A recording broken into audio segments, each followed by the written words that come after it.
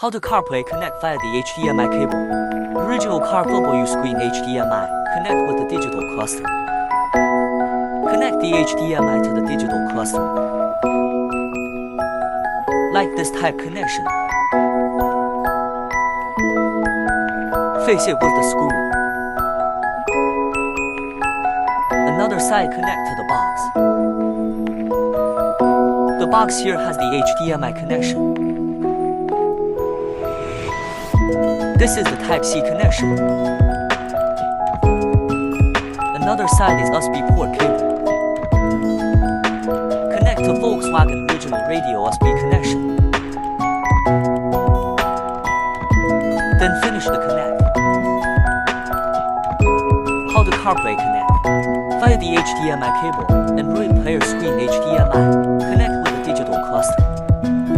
HDMI connector to the digital cluster. Face it by screw. Another type is USB port cable. Connect to the exchange box.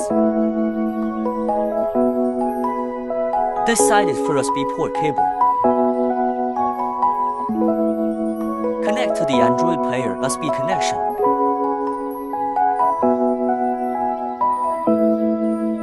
Hide the wire back the dashboard.